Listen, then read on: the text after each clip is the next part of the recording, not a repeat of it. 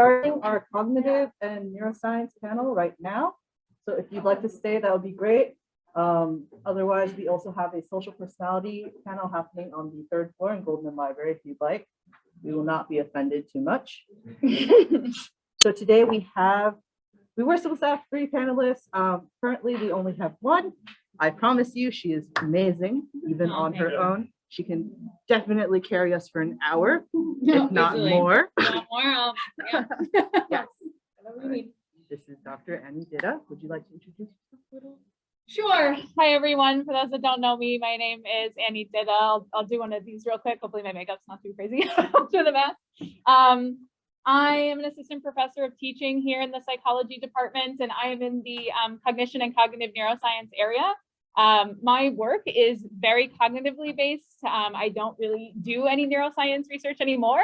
I did as an undergraduate way back when I thought that might be the path for me, but I decided cognition and memory research is what I'm most interested in. So in my role here, I teach lots of classes as a professor of teaching, and my research is teaching focused. So if you went to any of the presentations from Patty, Zoe, or Haley, you might have seen some of that research with my wonderful students. But in addition to that, I study how to help students think creatively, how to transfer their learning from the classroom to other contexts, and how to improve their long-term learning, and how to make teaching and learning better in these huge classes that we have at UCR. So I'm really happy to be here and hope you have lots of questions about teaching and learning in the pandemic, post-pandemic, and anything else that's on your mind. I will do my best to answer them. So if you have any questions, feel free to just raise your hand or shout it out. Even we don't have as many people, so it should be fine if you just talk out loud. Okay. I was wondering if you could speak on anything we know about the relationships between effort and learning, because specifically in regards to like consuming educational content. I'm thinking of people that consume educational content but don't necessarily learn much from it, and whether there's an effect of like purposeful intent in while consuming that content that affects the outcome of how well they learn that content. Yeah, sure, of course. I mean, at a basic cognitive level, in order for learning to occur at all, you need to be paying attention, right? And so I think what happens, especially in this online environment that we've all now become accustomed to, where lectures are recorded rather, right? And we have everything on YouTube that we could possibly want to watch, right? It becomes very easy to just kind of like set up your device, hit play, and you're like, I'm learning. And then you just like text some friends, or, you're watching TV on the side or whatever it is, right? Too much multitasking going on. So we absolutely do need to be paying attention and putting effort into what we're learning. And there is research in basic cognition about this group of, not really group, but like an approach to learning called desirable difficulties. It's a desirable difficulties framework, right? Basically says that optimal long-term and transferable learning will happen when you're putting effort into the learning, when it's challenging enough to engage you and get you kind of involved in what you're doing, but not so hard that you just give up because you can't do it, right? So it's kind of similar to developmental ideas, right? Zone of proximal development, right? Like what can people do on their own versus what can they do with some help versus what are they not able to do? So it's like in that sweet spot, right? You need to have a little bit of that challenge and a little bit of that effort to really have the best learning. So yeah, don't fall into the multitasking. Don't do it. I know I do it sometimes too, but I try not to. It's so easy, but yeah. Great question. Thanks so much. So what are your thoughts on kind of that fixed versus growth mindset as it relates to learning post-pandemic? So obviously the pandemic, for me as a student, coming back in person, it took a hit to my kind of growth mindset. I felt like every pandemic, I was like, okay, I've lost all the skills. I don't know how to be able to get them back. The in-person environment is a bit too hard for me to really focus in on. It may be different than maybe we expect, but that's how I felt it at least. So as someone's kind of looking at learning and memory, how have you kind of considered fixed versus growth mindset and how that may have changed post-pandemic compared to maybe the mindset individuals had in their educational endeavors prior to going online, to where you may have had access easier and then you're back in person and you feel like you lost your ability to access information in the same manner? That is a really excellent question. I think you are not alone. I've heard students say similar things in office hours and meetings and emails of, going back to in-person is this whole new challenge, and students report feeling, right? Speaking on behalf of some, not all students, but some students report, that they need to relearn everything they had previously learned about how to learn, right? How to take tests in person when you don't have all the open source materials in front of you. Need to relearn how to study, right? And all these things. And I think, it feels like a setback, but it's a perfect opportunity to now emphasize for instructors and TAs, right? Growth mindset for the students again, of like, maybe it feels like you've lost some of those skills, but you've had them before. So it's not fixed, right? You can grow back into them, but it's going to take some of that effort that I think Thomas was asking about a little bit earlier. So I would just say that learning at any level across any time in your lifespan, right? From infancy all the way up to older adulthood, learning is hard, right? Learning, if you're really doing it well, really learning a new skill, it's gonna be challenging, and it's not gonna feel good every time because you're gonna make mistakes, right? You're gonna mess up, you might get a bad grade, but you have to think about that as part of the learning process, right? It really is. You have to be able and willing to make mistakes. And I think that's something that's so hard for students to learn. And it's not students' fault, right? The educational system is often not built to allow students to make mistakes, right? One bad test could be half of your grade in some classes, right? So instructors, I think, really need to think about how to start fostering that growth mindset in their students, especially in this time when, as you're saying, students might feel like they've lost so much of their educational ability, but they can get it back. I really believe that. Yeah, William. Yeah, okay.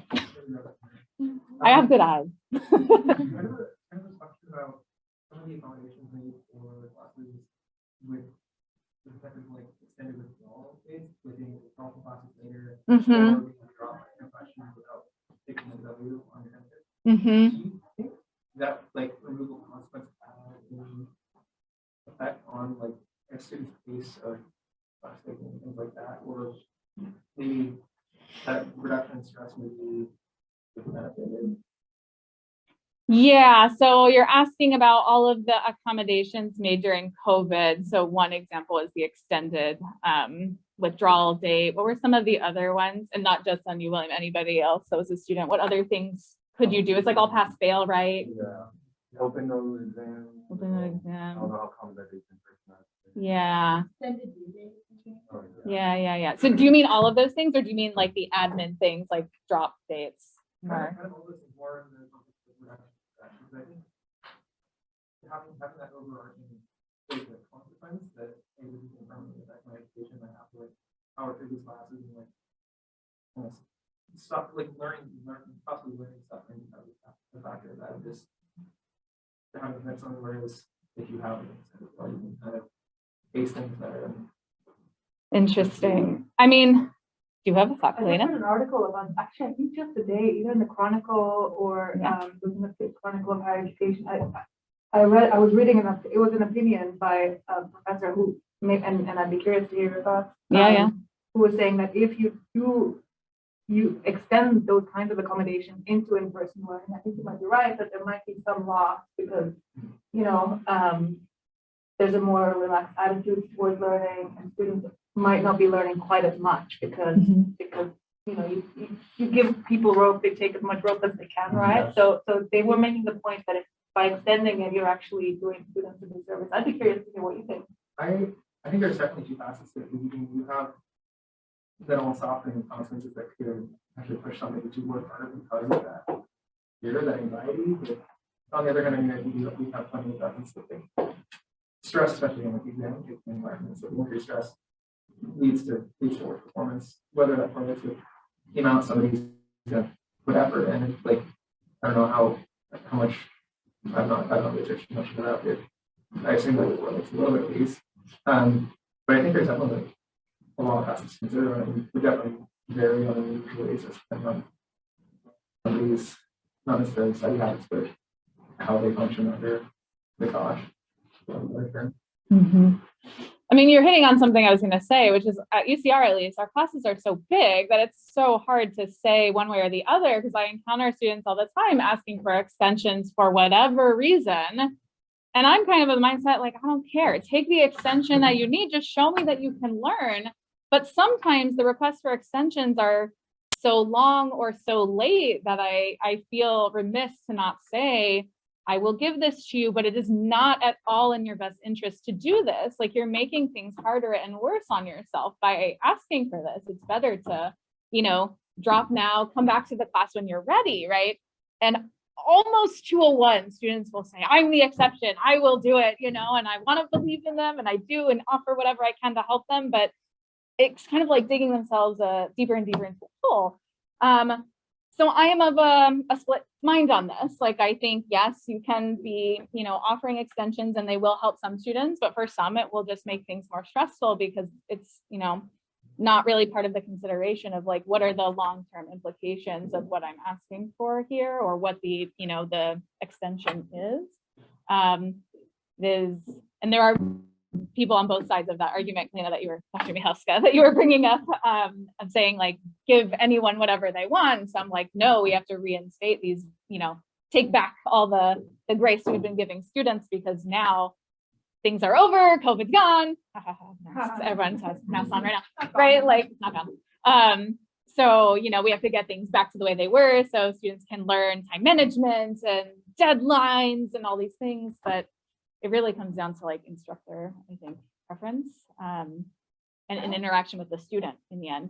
I often also think about that there's a difference between the students who ask for an extension and Oh, those who don't. Absolutely And true. so if the students who ask come from different backgrounds than the students who don't, then you're then just furthering the divide. Yeah. I try to think about that. Absolutely. That is true too. I've got two things. So the previously community college, talking to people who work in administration, like the type of students that are more willing to take disability accommodations Mm-hmm. and like certain suffers where it's also an impossible type thing where people suffer from ADHD or lesser disorder where they could get testing accommodations that would benefit them, but there's almost this pressure or like exclusionary thing where they don't want to take that for one reason or another. I think another thing to go on to the extensions, I mean, it's almost like amplified procrastination, especially if so much hard learning builds on it. A lot of our, especially when we upper dips, all the classes rely on learning from previous classes, and I think co-interacts, like if you're essentially doing like you are taking extension after extension or something like that. That's interesting. Right. And in the, you know, systematic place where you started the question of like, you know, the extended withdrawal, right? I think it can reduce stress because, oh, I don't have to deal with this class right now, but then the stress might come later when, oh, I'm years behind. I have to maybe pay for an extra year of school and it's not cheap, you know, at some places. So, oh, that's a big question. I have no concrete answers, but hope some of those threads were informative and helpful. Yeah. Kind of walking back to the topic of fixed versus growth mindset, you touched on this a little bit, but what do we know about the how, like the specific how of instructing people or encouraging people to develop a growth mindset versus a fixed mindset? And maybe more specifically, do we know anything about it? Like, there's a frustration when you talk to a person with like a very fixed mindset. That it's just very difficult to try to get them to think into the growth mindset, more so I would assume than someone who doesn't lean one way or another, right? Because if you're already in that fixed mindset, then it's that much more difficult to change your mind, right? Sure. So I'll start with that piece first and then go back to the how. So I would say actually in my educational experience, I have encountered very few, if any, people with a truly fixed mindset. It really feels to me more that, I mean, they do, people with this mindset exist, of course, but like when I have conversations that dance around these topics with students, it really seems to me as a student is saying, like they're asking to be reassured that they can do the thing, right? It's not like, I don't know if I can do it. It's like, yes, you can. Like, you just have to be supportive and talk about, get back to the first part of the question, right? The research on growth mindset, the fact that we have neuroplasticity, right? Our brains reorganize as we learn new things throughout the entire lifespan. You can tell people this and show them the research and just be a generally supportive person in the classroom. And I think generally people will take that and at least think about it, even if they might not totally believe it, right? If you can get more and more instructors to reinforce that message across the curriculum, I think the better it will be. But that is my impression of interactions I've had. But I also try not to ever think of people as having, you know, fixed capability, because you don't. That's why you're in higher education, to learn more things, right? I think that the context that I had in mind in the second part of that question was actually outside of an educational context, which I understand now it goes outside of you know, the topic of the panel, but I was thinking more from like a therapeutic context of people that do really suffer from a fixed mindset. Sure. Because you know, people that are going to college, they may tend to have, you know, a more growing perspective in general, but right, those people that really do have a fixed mindset. Sure. Yeah, and I mean, I'm sad Rachel Wu is not here to, you know, she works with older adults, right? And I think some of the same problems might be true. It's like what older adults are going to come here to be studied and learn new skills and things, which is what she studies, learning across the lifespan.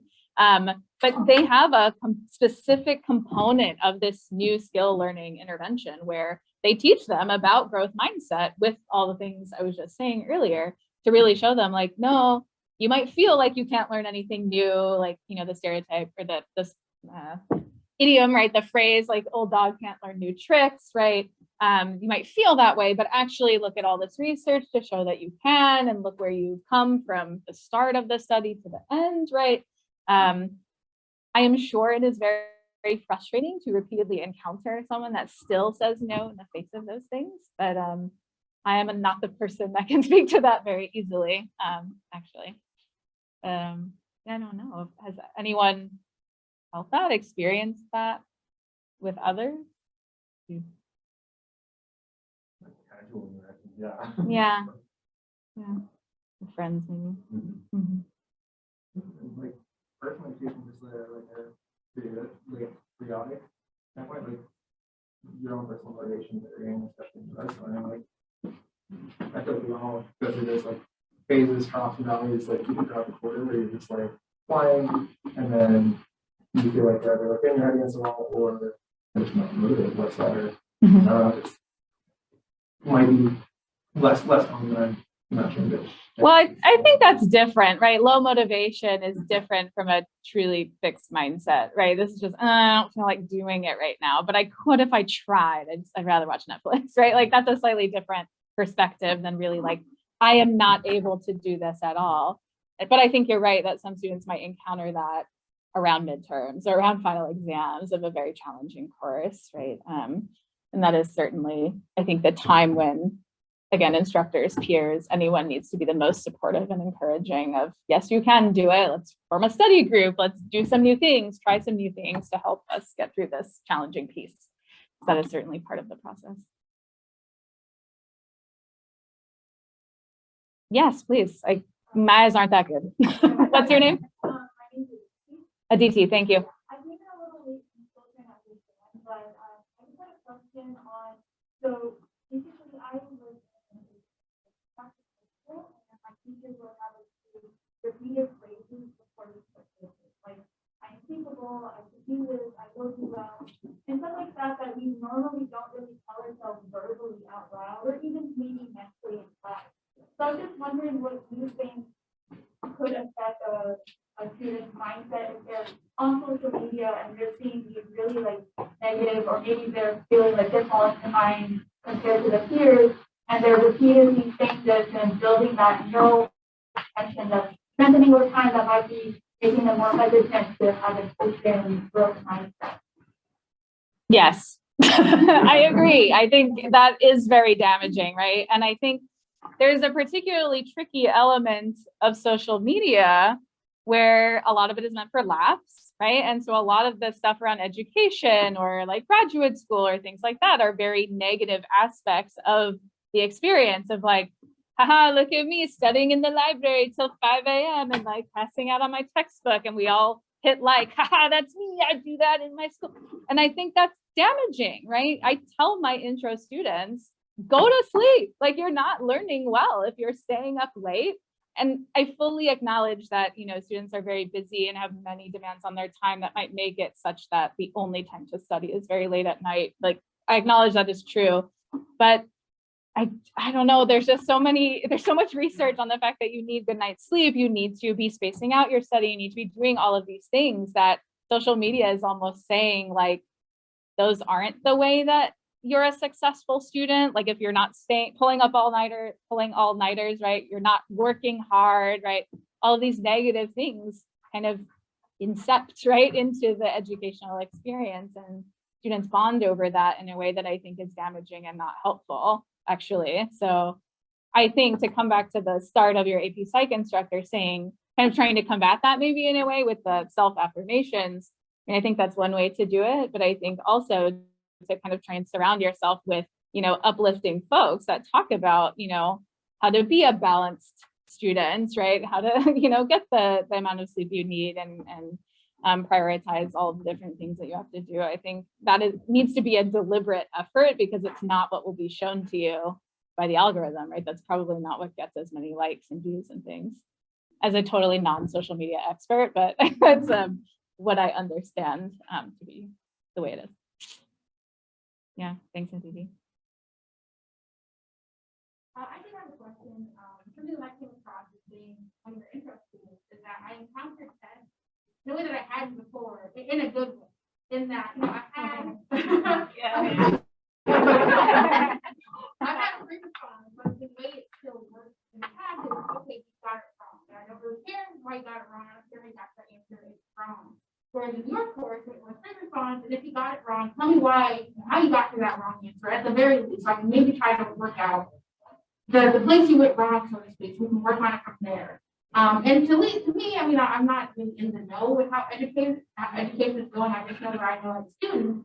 And what I see is that it's not really a common practice. I don't think it's common as it should be. So my question for you is, as I'm studying education, maybe taking on what I would call a progressive manner of studying or having students learn, do you feel that overall it has been tough to get other instructors to maybe kind of see that way of students can be wrong, we can still help them in their wrongness?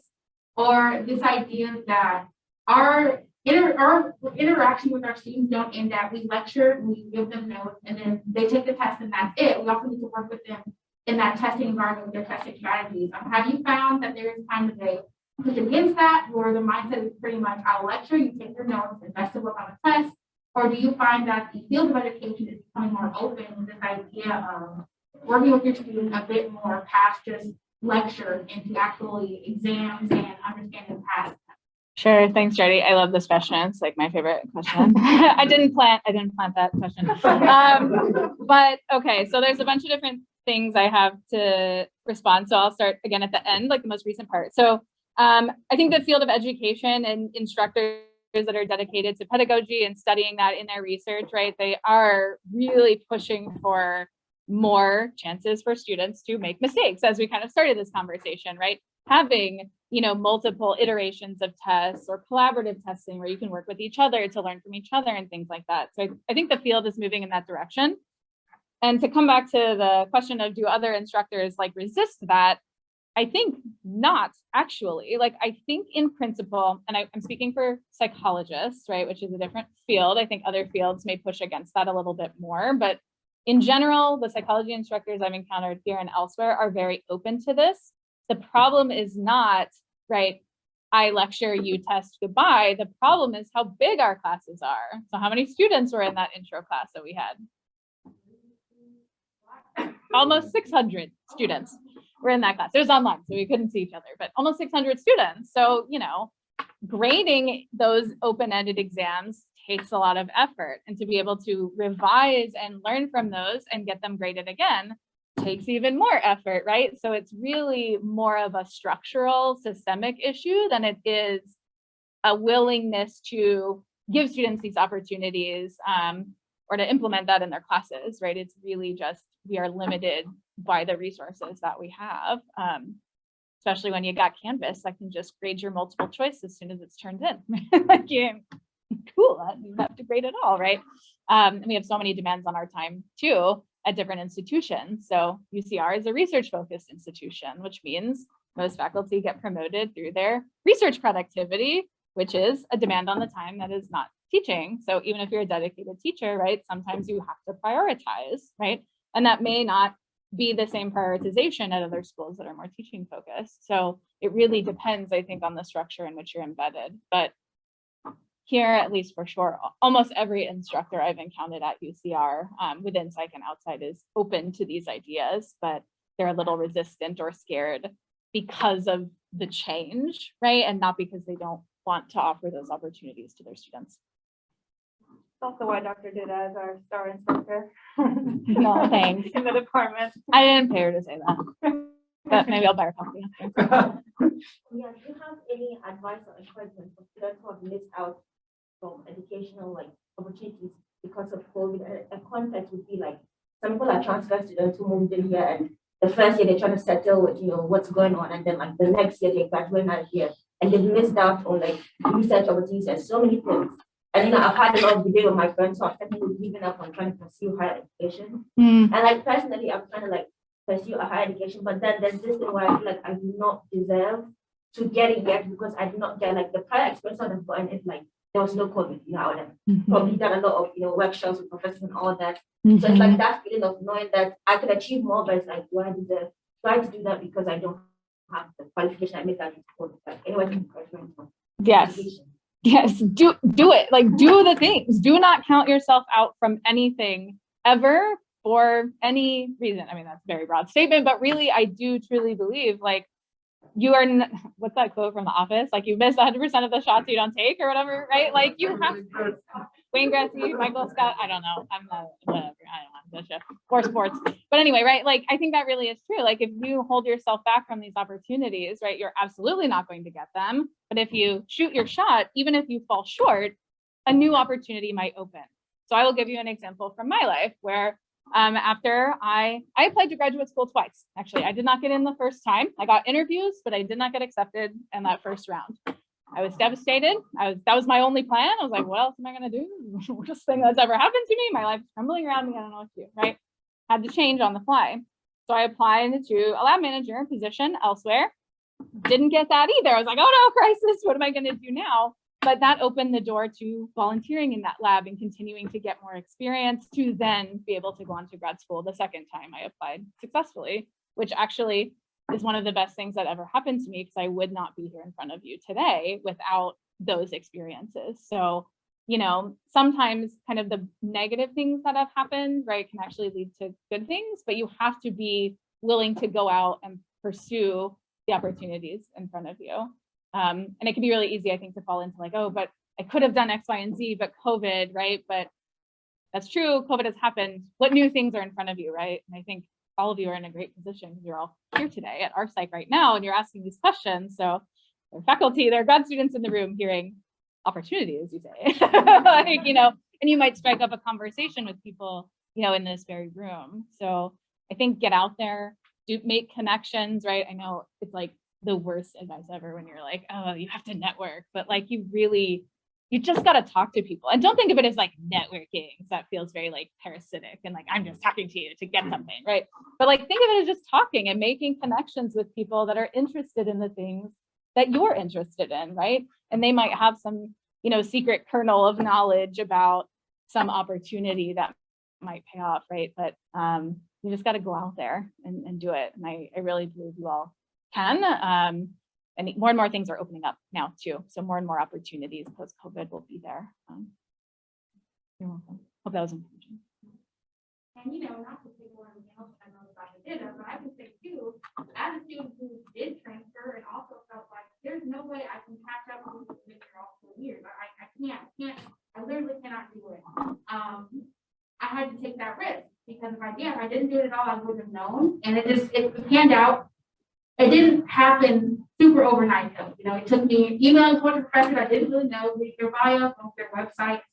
But also too, I've noticed that just being an active participant in your own classes can be a become a mentor for me. Like I've met people today that are like, oh, I had to do this class. And I was like, all right. I mean, hello again. So even then you're forming connection without really thinking about it, just being an active participant in your own education. But I feel like sometimes that imposter syndrome hits hard, and it hits really hard as a transfer student. I can't speak for everyone, but for me, it hit really hard because I felt already behind. But I had to realize that these opportunities are here, and if I'm not taking it, that's just someone else or no one at all. So I may as well try for it. Like I'm gonna say, it may not work this time or the second time, or maybe even the third time. Maybe that fifth time is the one you hit gold. And that happened for me, thankfully. It's open doors already. So I feel like you can tell yourself, I'm going to try without expectations. That lessens the burden. And then when your expectations are met and or when good things happen at expectations, that's even a higher bolster and it leads to more opportunities. So like my graduate mentor has opened a lot of doors for me, and I was planning on just being an RA who did her work quietly and went home. So I think you put yourself in position for opportunities. The opportunities tend to flourish a bit more when you're open. So that's what I would say as a fellow transfer student who also was like, I can't do this at all. So. Thank you. I really appreciate that. And this is our panel. So if other folks have thoughts, please. Yeah, William. I can answer that experience exactly. Student moved out here and was like fully convinced that nobody was gonna get because you're a senior graduating and however many months you go up to you really talking to guys and you're like, who's gonna want somebody that's only gonna be around for that long, whether it be downtime, like train somebody new just for a little return on their behalf and just like having it like just the fear of like, oh, what if like just the fear of rejection is much worse than actually getting rejected itself. Like going through that process of and the great thing is we have so much great faculty here, especially within PSYC environment. Like it's all the opportunities that are there for everybody. And then you realize that so many other people in the same boat. We have so many transfer students here that want to do good things. And I've noticed a lot of like people who are really, really driven and really deep into their research and are planning on doing that school actually transfers, which is we'll see. Yeah, absolutely. And just to tie into what Dr. Ditta was saying about the socializing, the networking, you do have options outside research labs, also transfer students. Shameless self-promotion, but PSYC is a wonderful opportunity to get to know faculty and graduates and your fellow students who might be in the same boat as you, may not even be transfer students. But I feel like imposter syndrome is something that happens to everyone sometimes, regardless of where you're coming from or what you're going through. So just knowing that other people can empathize is a very wonderful feeling. There was a question in the back somewhere. Oh, hey, Hattie, what's up? This is a little back to where we used to be. We were talking about, I guess, how you feel like it's destructive if students stay up all night and kind of like brag about it, and it makes that sort of camaraderie that is great. I guess I just wanted to see about that a little bit more. When I came out of high school, I really wasn't that good of a student, and so I ended up by accident surrounding myself with a bunch of STEM majors. They do that a lot. And so, but I did feel that sense of camaraderie, like that when we were all studying, just kind of staying too late, and it acted as a sort of motivation or the kind of push you to keep going. So, are you sure that it's completely destructive? Or is there like a certain amount where it'll get you it, push you forward? Excellent question. I don't think it's completely destructive if you're talking about building a network and, you know, having a group to motivate you. I'm talking about in terms of your learning, right? You need sleep to consolidate your learning well. You can learn all right if you're staying up late. You might even perform really well on a test if you cram the night before than if you didn't, you know, study quite as much, right? But your long-term learning is going to suffer, right? So if your goal is learning, some of those practices are damaging. But of course, you're building a network of supportive peers, and that is also important for getting you to even initiate studying at all, perhaps, which, you know, if you don't study at all, you're going to do the worst of all. You won't learn anything, right? So it depends, right? That's absolutely true. But I think, you know, it would be better if you built a network, right? And then said, hey, actually, do you actually think that staying up till 5 a.m. is the best way to learn? I don't think so. What if we all got a snack and then we went to bed, right? Like, I think moving in that direction is better for the overall learning experience, but you can certainly bond over, you know, sad, like hard trying times, and that will bring you closer together and motivate you to work harder for sure. Yeah, thank you for bringing that nuance. Yes, please. I found that like working like on each chapter as it comes better because I've done both, right? Like I'm not like a student, also a transfer. In this last quarter, I found that like okay, if I stay up on the chapters and like I do the work and I do like inquisitives and things like that, it helps me better to like learn and retain the information. My issue is like always time management, right? So how do I like put enough time into like working on like a particular class, right? Like and then pay attention to other classes because sometimes like I'll get excited like right now working on research methods, but I still have two other classes, you know, that are like kind of like not getting as much attention as they need. And yeah, and I also wanted to say I took your class in the fall, your Psych 1 class, and you had us take a note, I guess, like after we did something, we would just like take. Oh, power writing. Yeah, power writing. And I wanted to do my on that. Sure. So time management and then power writing are like the two things. Yeah. So time management, I mean, that I was literally just talking. I got an email from a colleague in education, and her name is Kathy Lucier, networking connection. If you're interested in learning and education. She just sent me an email. She's like, you know, I've been like asking my students for years about like how they study and like what works best for them. And 201, they all say the thing that works best is the thing that they don't do, because it's harder and takes longer, right? And the demand on time is what is preventing them from doing the thing that they know works better for their learning. She was like, I think we should build a time management intervention into our classrooms and like teach students time management to like help them. So hot question coming off like hot off the minds of researchers right now. But I think one thing you can do, and we talked about this in intro actually, is to break your studying into small chunks, right? Pomodoro, tomato method, if people have heard of that before, right? Set one specific goal, I think, for each of your classes, right? One goal at a time, but one thing that you can accomplish in like 20 or 30 minutes, like however long you think that you can pay attention for, set the timer, work consistently with all your distractions out of the way, like shove them off the table, right? And just really work at that one thing for that directed amount of time. Then you can take a break at the end and then maybe switch to a new class with that new goal for that one class. So you're always kind of rotating through them actually. I think that can help. And I think it takes this awareness that it sounds like you have of like, oh, I might be neglecting some of my other classes. Let me be really intentional about setting aside even 20 or 30 minutes just to work on something challenging from the other class. And that's better than, you know, all of the time going to one class. And that's a way to get started on changing those time management practices, I think. So to go to the power writing thing, that's an idea from another colleague. Her name is Professor Goldberry Long, and she is in creative writing connections. She loves talking with students. So this is something that she, you know, kind of, she's not the creator of it, but she's really honed it and made it her own, where, you know, you set a timer for 10 minutes or so, and you have a prompt that you write about for 10 minutes without stopping. So it comes from, she's a creative writing instructor, and how do you get words on paper, right? So for her, it's like, how do you get students to draft, right? That initial draft that can be so hard to get out. But for our class, we were looking at it in terms of a studying technique to really try and get at what is deeply in your mind. What do you actually know about this content through writing? And can you actually express what you know through writing? So when you have this prompt of like, what did you learn today? I think it was something like that. Write down everything you learned from today's lecture, right? And you have to write for 5 minutes without stopping. No periods, like no punctuation, typos don't matter, you can't edit, you just go, right? And every time you feel like stopping, you have to ask yourself another question. Well, I don't feel like I know anything else, but what else could I remember? Oh, I remember, now she said this other thing, and that relates back to the earlier content in the class.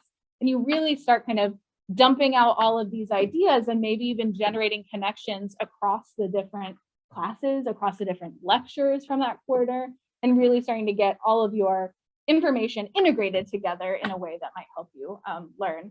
So it was a pilot version of trying that in a psychology course. Again, it was in creative writing. So that is something we're hoping to look at the data on in the summer from that. So yeah, we'll see what it did and how students did with that activity. Thank you for bringing that up. Yes, please. Well, first off, I was in that intro class. I love the power writing in general. I was just super reinforcing on whatever materials they're learning. I had a question about something entirely different. That's fine. So in regards to students that fail, like initially, early on in the quarter, or early on in the quarter, do you see differences in mindset towards failure, or even in like personality of these students, between students that take that initial failure and improve like upon it, or students that have that initial failure and kind of stagnate at that level for the rest of the quarter, or don't see improvements? Do I see differences in them? How? As in, what's the difference between a student that can handle that failure and then work towards improving on it, versus a student that has a failure and then lets that failure kind of consume the rest of their quarter? So many different things that I don't really feel qualified to answer that. I mean, but I do know, you know, there are students that come to me and say like, hey, I did really poorly and I'm really worried about the rest of the class. And they say like, all right, that's fine. Let's work on it. Like, what did you not understand? What can I help you with? And how can we build a plan to help you come back from that? But those students are going to be different, as we kind of touched on earlier, from students that don't reach out and ask for help. And so I think, you know, to really get at your question, you would need the capability, like the instructional team would need the capability to reach out to every student that fails early and talk with them individually and build a support structure and see if they can come back from that, right? Regardless of whether they would have asked for it or not. Then I might be able to answer like what the differences are and how they respond to that. But again, it comes back to the resources and the, you know, the structure of education, where I would love to do that for my students, but I simply do not have the capacity to be able to do that well and effectively and meaningfully. Might you say that there's just like a lack of communication or you know, information coming from those students? Yeah, I think often that happens. Like, I think a lot of times students try to hide, right? They feel embarrassed by not having done well for whatever reason, right? Whether it's they didn't know the content or a life event happened that they don't feel comfortable sharing. I mean, it could be, there's so many reasons why students don't share, and might not even if you reach out to ask, right? It's a really complicated issue. Absolutely, it could. Yeah. Were you gonna say something? Yeah, I mean, it takes courage, right? It To does. say like, you know what, I failed, but how can I do better? Yeah. It takes courage for anyone, you know, like, if I applied for so many things, or I had job interviews, the ones I didn't get, it takes courage to say, can you tell me more why I didn't get this position? Like, how can I improve in the future? You feel bad about it, you feel embarrassed, you don't want to hear maybe like why you didn't do well, and it takes courage, I think, to do that. So Yeah. it's a good question though. Like, how can you leverage those differences and help the students who don't come and seek help, right? Mm-hmm. Yeah. Yeah, Hattie. I'll get touch on that. I think I failed the exam before. Say it, wow. But I think my problem was that I wouldn't go over to the professor because I felt like, what was they gonna do? And part of it is like, I don't want them to feel like I'm excited. Mhm. The other part is like, I think at some point maybe most of them would have had to study, like, go just study more, or like Sure. ask questions in class. It's usually the same answers, but at that point, like, it just feels like, what am I gonna bet? Right. Yeah. Like my trouble with it, from past experience, is that like after experiencing a failure, I'm likely to attribute it to just personal failings, right? Like, I didn't study enough, I didn't do, you know, this enough, and you know, a lot of times that's true, but I mean, it could have also been overlooking, you know, situational factors or easily changeable factors. But I think for the same reasons, like, I wouldn't want to approach a professor because, like, I felt like I already knew all the answers to why did I fail, and all of those answers were like at like a personal level, which kind of discourages me from, you know, trying to, you know, seek outside help, because how can an outsider help when the problem's from like within, right?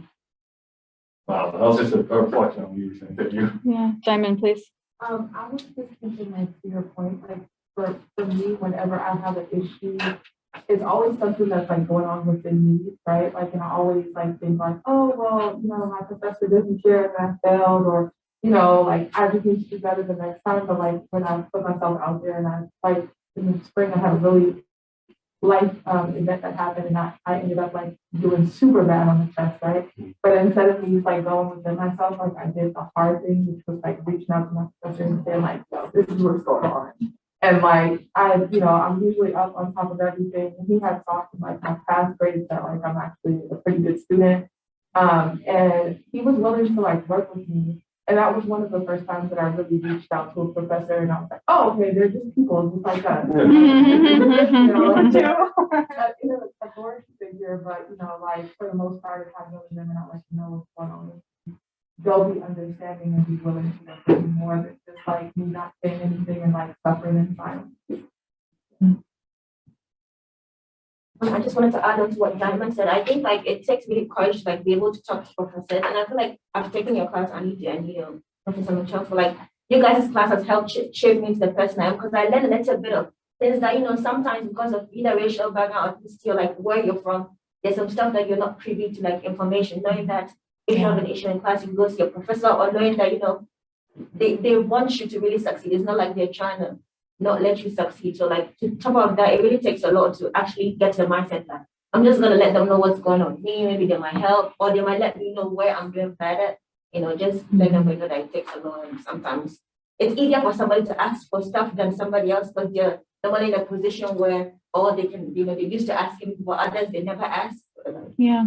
Without learning from you guys, it's like instilling into us, like, you know, how professors and all that are same as somebody else who doesn't take your class will miss out on having that lifestyle.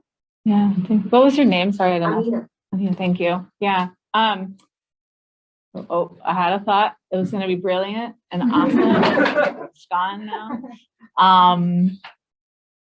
Nope, it's gone. I did. I'll do my trick that I always do when I can't think of what I'm thinking of. I do want to hear more from you all in the audience. I'm so glad this kind of happened organically, but you know, like, I think it's true that a lot of instructors really do want you to succeed. There certainly will be times when you reach out for that help and they'll say, whatever, I don't care, I don't have time. Like, I'm not going to sugarcoat it and say that might not happen. That definitely won't happen, because it might. But what other messaging can, you know, your instructors and TAs do? What actions can we take to help you? I mean, I think about, you know, like I said, reaching out individually to students, but it's so hard when there are so many. Like, what can we brainstorm some ways? And hands are up. Haley, and then Purnima, please. You know, I think it's pretty popular, and probably the easiest method I can imagine instructors using is starting out like the first class or lecture with, if you have questions or if everything, come to office hours and I'm willing to help, and making sure that students know that they're actually available to help. Or starting out with, we want you to succeed, so ask hard questions or something. I think that can at least set the tone for the rest of the class for the quarter. Because if I don't know how many people have experienced this, but if you've been in a class and the professor doesn't ever talk about like how available office hours is, you might feel like there's a big disconnect. True. So I think that's probably the first step at the very least to take that any. Cool. Thank you, Haley. And then Purnima. It's kind of similar. I think the way that a professor like teaches a subject, if they say this is really easy, none of you are ever going to get this wrong, and the subject is actually incredibly hard, no one's ever going to ask the question because they feel like something about themselves that they're not able to understand with their own personal failure. Versus a professor says, it's okay if you have questions, please ask questions. I encourage it. This is a topic some people might have trouble with. A lot more accessible to ask questions after it. Yeah, so kind of the meta teaching, right? The like having an instructor knowledgeable enough to know like when to insert those things and what might be challenging. Yeah, William and Building on that, and not only like encouraging participation, like I think that is a huge factor. Like actually having the dialogue between student and professor kind of moves the, I don't want to say idolization, but like the like perceived gulf between authority. It's perceived. I mean, like physically sometimes, right? Like, it's weird. I'm gonna go sit in the middle. Right. Yeah. The best thing was to happen, like Pastor Patrick kind of encourage that discussion on the student environment, but like staying out there and especially even like learning students saying things I know it's the yeah, like the personality that professors like they huge factor into I don't know how comfortable I think everybody feels with like dialogue or even email or something like if the professor seems cold or if it's like one of those classrooms, I think we all have this classroom where nobody wants to ask a question even if they have a question and it just feels you kind of feel the general tension. Yeah. Like, I think that's a big factor. Yeah, classroom climate for sure. Yeah, in the back, what's your name? Aditi, thanks. I just wanted to bring up that I think like accessibility is very important, especially for professors to kind of lead large lectures. I think that a lot of the times when professors do have a lot of students in lectures, there's this general theme of, oh, you can just go to your TA and, direct your questions to them. And so a lot of the times, at least for me personally, I felt like, oh, like I've been scared to approach a professor just because they make it seem like, the TA is the one to direct their questions to. But certain times, I think, when your questions especially relate to a research that the professor has done or something that could be best answered by them. I think, showing a little more empathy in that regard would be beneficial. Great, thank you. Yes, please. Yeah, I think establishing a sense of belonging for the students is very important, and that could in some factor be like how the professor says, oh, no question is actually a stupid question, and like encourage the students to partake. In that way, whatever the students think, you have a clue of what they're getting wrong. And in that way, it helps more students feel like, oh, that was a terrible question. I guess my question would not be that terrible. So, it helps that, people come from all walks of life, different backgrounds and all that. And some cultures, they're not really prone to people speaking out and all that. And re-irritating people in your class that, okay, my place is a safe space. Here, you can speak up. Here, your voice matters. It helps build your self-esteem and make them take part in the conversation. Great, thank you. Yes, please. I can't see your name tag. Casey, thanks. I've had quite a few instructors here implement Poll Everywhere surveys, and I think many of that is helpful for people that don't want to come forward, and they address a lot of questions that a lot of students might have. And like I said, then it encourages more people to ask questions without that anxiety. Yeah, absolutely. Yeah, Diamond. I'm gonna have him go first. Yeah, kind of. Oh, sorry. I'm thinking from like an anecdotal perspective of why I started going to office hours. And access is definitely great. But I was always generally like aware that, an office hours are this times and it's accessible through Zoom or in person. And, like there's every opportunity for me to go, but I still wouldn't go, right? I'm having trouble figuring out how you could even apply this, but I started going specifically because one of my TAs was like disappointed that nobody showed up to an office hour. And I'm like, oh, well, I feel kind of bad. Like I want to, I feel like it was me picking up on the fact that the TA really wanted people to go to an office hour rather than just, the office hour is there and it's useful, but you want students to go. Like, I think maybe I picked up on that and tried to match that level of like desire. But so I decided to show up once. Officers are great. Like, why didn't I utilize this, before? So I don't know if professors or TAs can present a more like enthusiastic personality of I really want you guys to come, or I don't know, like if you guys already have that like pretty well. I don't know. There's a gap there. So when no one comes, I should go to class and then cry. And A little bit. Oh, okay. Diamond and then Justin. Okay, so mine is kind of like, maybe just like, I don't know. I'm just putting it out there. Okay, so I would say a lot of students, I feel like they don't do things that they don't have to do, right? So like, and I think there's a lot of like, little small things that we don't like control for, using like public, but like there's a lot of things that we don't control for as far as like students not coming to office hours. Maybe they're scared, maybe they have like social anxiety, maybe they think like they're not good enough to talk to a professor. So I think maybe adding like extra credit for the first 2 weeks to go to like, office hours and see like their teachers, maybe like 5 points or like, Maybe like for your first office hour. Yeah, your first Yeah. office hour, like you get extra credit and that'll like incentivize the students to like go and like see that, oh, okay. Yeah. Students. Yeah, some folks do. Some folks do that. This is your long con approach to get And then- extra credit. for your Just planting the seed now. Is that one of the reasons why you call your office hours student hours? Yeah, I tell them student hours to make them more approachable and open of, it's there for you. Like, I'm not in my office. I mean, I am, but like, it's for you. Yeah. Oh, maybe I'm interrupting Professor Ditta's work or something. I don't want to do my work. Please interrupt me.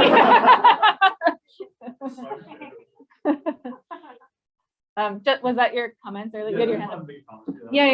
Yeah. Yes, please. I wanted to piggyback off what Diamond said in terms of finding out about the office hours. If there was a way we could find out the office hours when we sign up for the class.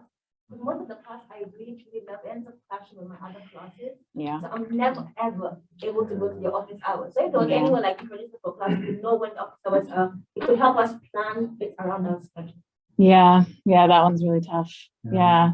I know we are coming down to the last minute or so. Finished at 2:50. We did? Yeah, Oh, I am so no, sorry. I it's thought it was okay. 3. If anyone else has like any burning question, desire that they want to ask right now. I'm so sorry. I thought it was 3. I was also very fascinated. Oh, okay. Plainly, otherwise, if no one has some burning question to ask, if you could please start making your way over to Homestead 1212. We will be having our wonderful keynote speaker. And then after that will be our board presentation. Excellent. Take your time.